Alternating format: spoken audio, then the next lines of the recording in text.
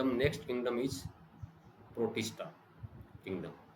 So speed पकड़नी पड़ेगी क्योंकि सिलेबस बहुत लेंदी है, पूरा नहीं कर पाएंगे हम. Okay, this kingdom protista includes many members which are, most of them are single celled but they are eukaryotic. Remember one thing, only the Monera kingdom is the prokaryotic, rest of them are eukaryotic. ठीक. And Protista kingdom, it is having single celled but eukaryotic organisms. So that's why they are having well defined nucleus. Well defined nucleus means this nucleus is having proper nuclear membrane boundary and also membrane bound organelles. All the organelles like mitochondria, chloroplast, they are membrane bound, and they, some of them may have flagella and cilia. अब दो तरह की चीजें होती है, एक तो होती है फ्लेजिला, एक होती है cilia. Flagella is longer and cilia is smaller. Size में थोड़ी छोटी होती है और ये फ्लेजिला साइज में बड़ी होती है. फ्लेजिला का काम होता है to help that particular organism in locomotion और मूवमेंट, और सीलिया क्या है, किसी मॉलिक्यूल को आगे जाने में हेल्प करती है. जैसे alimentary canal it helps that particular food molecule to pass on from one place to another place. वो उसको मूव कराने में हेल्प करती है, बट मूवमेंट नहीं करती है. उसकी वजह से कोई ऑर्गेनिज्म मूवमेंट नहीं करता है. जैसे मान लो कि ये एलिमेंट्री कैनाल है यहाँ पे, फॉर एग्जांपल ये फूड, तो ये सीलिया क्या करती है, उसको फूड मॉलिक्यूल को आगे पास ऑन करने में हेल्प करती है. तो अलग अलग जगह सीलिया होते हैं. जैसे ओविडक्ट में सीलिया होते हैं, तो वो ओवम जो होता है, एक सेल आती है, उसको आगे मूव कराने में हेल्प करते हैं. Okay, protist are primarily aquatic मतलब पानी में रहने वाले हैं, और most of them are having link, they are connecting link between plants, animal and fungi, और they are connected to plants, animals and fungi. वो तीनों से रिलेटेड होते हैं. And they can do reproduction by asexual and sexual method. Asexual means one parent is involved, one parent will give rise to its progeny. Progeny word आता है यहाँ पे. Progeny means संतान. Okay. And sexual process में क्या होता है, two parents are involved, gametes are formed, male gamete and female gamete. Like जैसे अपने ह्यूमन बींग में होता है एक सेल, ओवम और sperm. These will fuse together with the process of fertilization and they will form zygote here. इसका भी अपने डिटेल में अपन देखेंगे. Whenever male and female gamete fuse together, they will form one cell which is diploid, and that cell is known as zygote.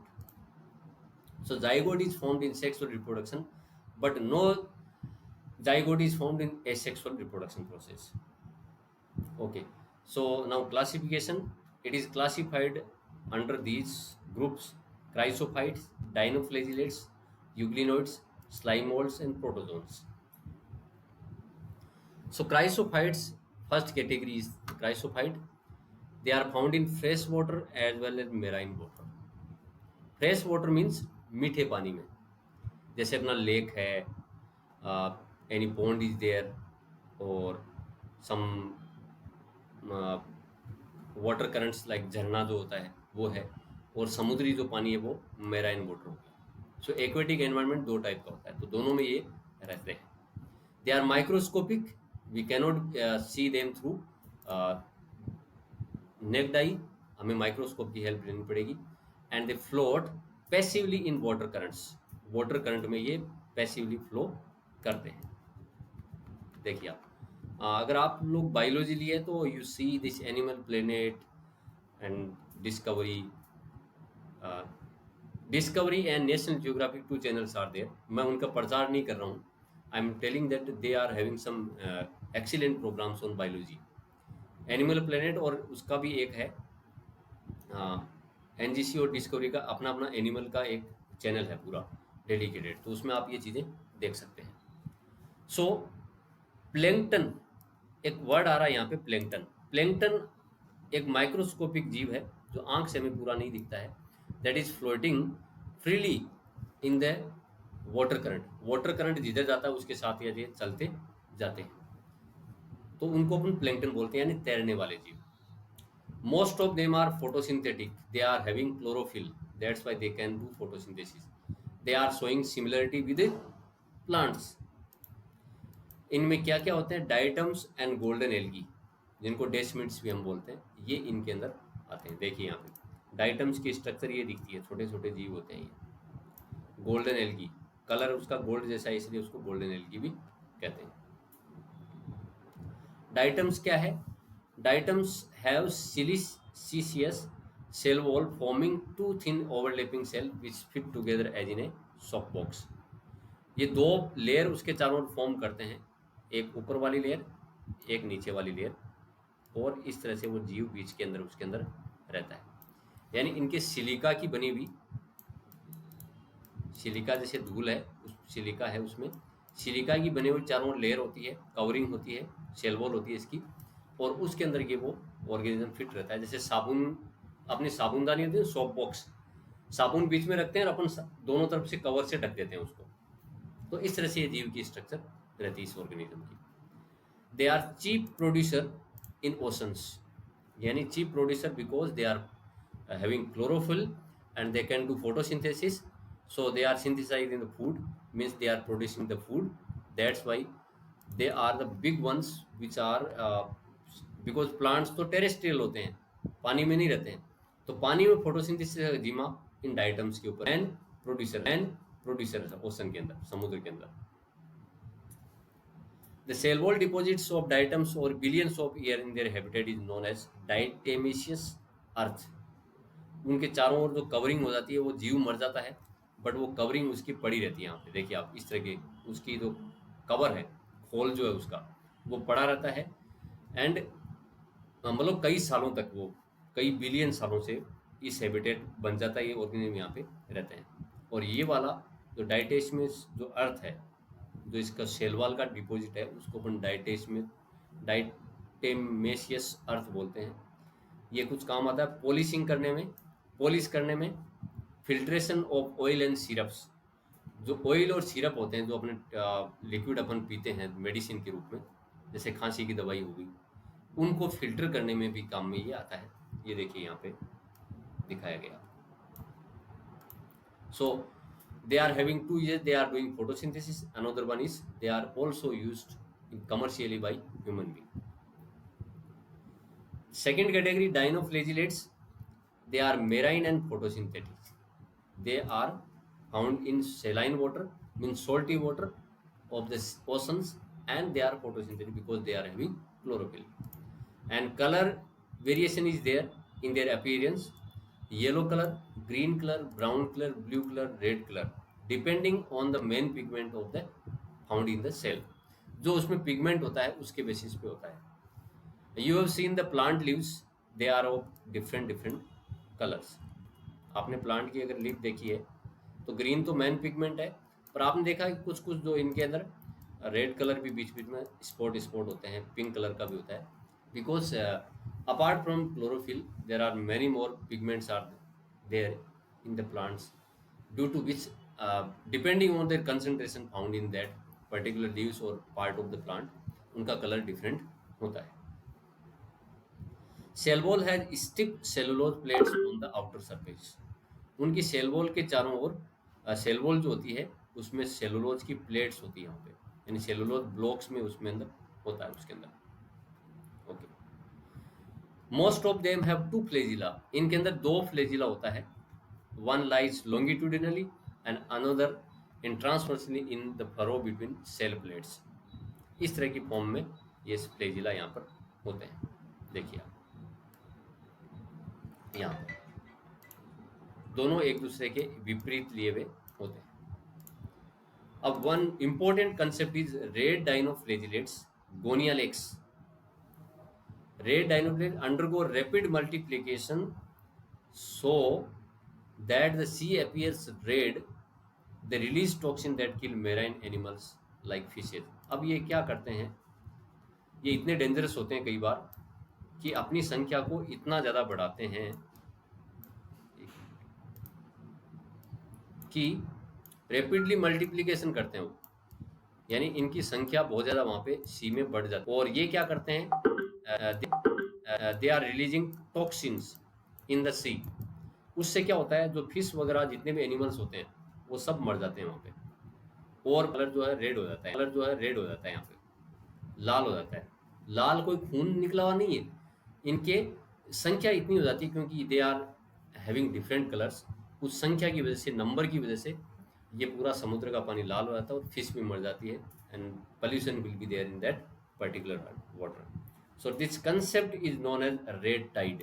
क्या बोलते हैं उस concept को अपन, red tide. Okay, third one is euglenoids, mainly fresh water organism found in stagnant water. They are fresh water, मीठे पानी में रहते हैं, एंड ठहरे हुए पानी में। स्टेगनेंट मीन्स ठहरे हुए पानी में, जैसे लेक है, पॉन्ड है, like this. Instead of cell wall they have protein rich layer pellicle around them. इनमें सेल वॉल की जगह एक प्रोटीन की लेयर उसको कवर करती है, सेल मेम्ब्रेन को, जिसको हम बोलते हैं pellicle. They give flexibility to the body. इसकी वजह से, पेलिकल की वजह से, क्योंकि आपको पता है सेल वॉल जो होती है उसकी वजह से प्लांट या कोई भी एनिमल, सॉरी कोई भी ऑर्गेनिज्म होता है, उसके अंदर हार्डनेस आ जाती है, वो हार्ड हो जाती है। आप जैसे प्लांट को टच करेंगे तो आपको, हमारे जैसे हाथ है, इसको अपन जैसे इस तरह से थोड़ा बहुत पुश करेंगे तो अपनी स्किन बहुत मुलायम है, बट प्लांट कभी भी मुलायम नहीं होता है, because cell wall is hard. तो यहाँ पर क्या होता है, इन ऑर्गेनिज्म के चारों ओर, सेल मेम्ब्रेन के चारों ओर एक लेयर और होती है जिसको अपन पेलिकल बोलते हैं, और वो इसको फ्लेक्सिबिलिटी देती है, लचीलापन उसको मिलता है। They have two flagella, one short and another one is long one. एक लंबा होता है, एक छोटा होता है। ये देखिए इधर ये डायग्राम अपने आप को ये शो कर रहा है, इसकी एक स्ट्रक्चर का डायग्राम है।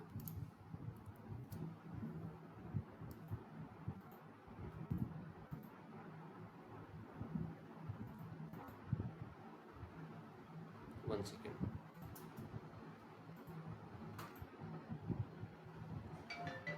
ये देखिए यहाँ पे पेलिकल आपको दिख रही है, यहाँ पे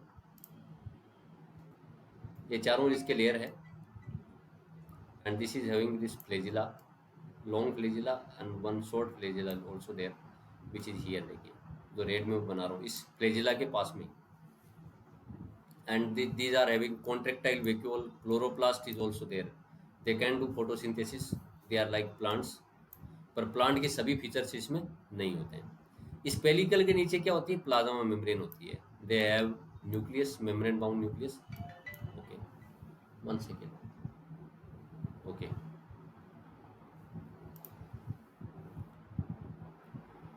दे are photosynthetic in the presence of sunlight. अगर सनलाइट इनको मिलती है तो फोटोसिंथेसिस करते हैं। In the absence of sunlight, जब सनलाइट नहीं मिलती है, they behave like heterotrophs, means they are eating some other organism, उनको मार के खाते हैं। तो इन दो तरह का बिहेवियर हो गया। They are behaving like plants and also they are behaving like plants, that's why they are connecting link between animal and plants. Euglenoids, popular example is euglena, they are behaving like both of the animals and plants। तो इनको हम क्या बोलते हैं, this is connecting link between plants and animals, इसको हम बोलते हैं। And the pigments which are found in this euglenoids are identical to those found in higher plants. जो जिम्नोस्पर्म एंजियोस्पर्म है उसके जैसे पिगमेंट यहाँ पर पाए जाते हैं। ठीक है, क्लियर बेटा यहाँ till now, yes or no, any problem?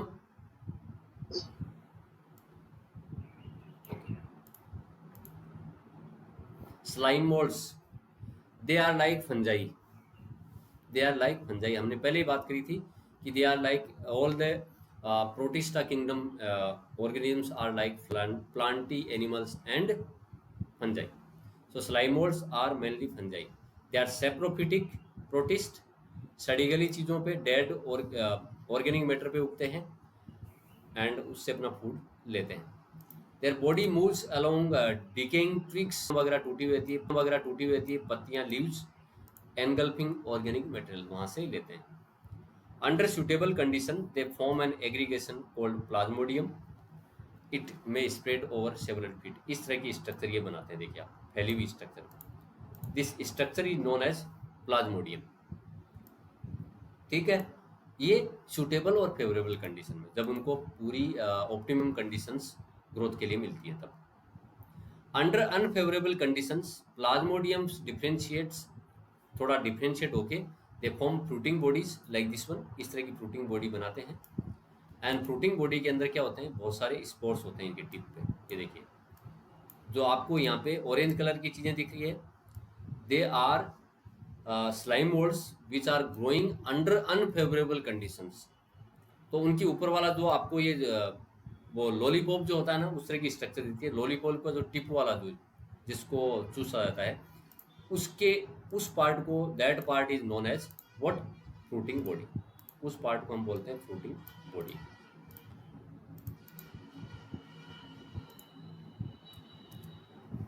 इस वाला पार्ट जो है यहाँ पे, ये आपको जो दिख रहा है रेड में मैंने किया है, दिस इज फ्रूटिंग बॉडी। ठीक है, and it is having millions, thousands और मिलियंस ऑफ स्पोर्स। और जब ये यहाँ से पूरी फ्रूटिंग बॉडी ब्रेक होती है, तो स्पोर्स जो है एयर के द्वारा उसको इधर उधर पूरे एनवायरनमेंट में डिस्पर्स उसको कर दिया जाता है। Last category of this kingdom protista is protozoan. They are heterotrophs, ये purely they are behaving like animals. They are predator और प्रीसाइड्स, दूसरों को पकड़ के खाने वाले या पैरासाइट्स होते हैं। They are dependent on any organism and causing some diseases in them, like plasmodium which is causing malaria. This plasmodium is parasite. They are primitive relatives of animals. Animal जब नहीं थे तो एनिमल बने किससे हैं, इस प्रोटोजोन जो है उन्हीं से बने, इसलिए they are relative of animals, हमारे ये रिश्तेदार हैं ये सब। 4 groups are there: amoeboid protozoans, flagellated protozoans, ciliated protozoans, sporozoans। अब ये नाम क्यों रखेंगे अभी बताते हैं आप। अमीबोइड कहाँ रहते हैं, फ्रेश वाटर में, सी वाटर या मॉइस्ट सोइल में, यानी मीठे पानी में, खारे पानी में, या सोइल जो मॉइस्ट है, नम सोइल है, उसमें रहते हैं। They move and capture prey by putting pseudopodia, जैसे ये स्ट्रक्चर आपको दिख रही है यहाँ पे, यहाँ पर। These structures are known as pseudopodia. इनके अंदर ये फूड को एनगल्फ करते हैं, फूड को पकड़ते हैं यहाँ से और उसके अंदर ले लेते हैं वैक्यूल के रूप में। तो these food vacuoles are also there, उससे ये कैप्चर ये करते हैं यहाँ पे। एग्जाम्पल इज अमीबा, एंड इनकी स्ट्रक्चर कोई फिक्स नहीं होती है। इनकी स्ट्रक्चर जो बॉडी स्ट्रक्चर इज चेंजेबल। अभी थोड़ी देर बाद में कुछ है, 1 घंटे बाद में वो डिफरेंट स्ट्रक्चर मिलेगी, क्योंकि बिकॉज इनकी सूडोपोडिया बॉडी से बाहर निकलते रहते हैं। So its shape keeps on changing. Marine forms have silica cells on their surface. उनकी मेराइन में जो पाए जाने वाले जो अमीबा के मेंबर हैं, अमीबोइड मेंबर्स हैं, उनके चारों ओर सिलिका की एक कवच उसके चारों ओर होता है। सेल मतलब कवच उसके चारों ओर बना रहता है। And some are parasite also like Entamoeba histolytica, ये अमीबियासिस डिजीज पैदा करता है।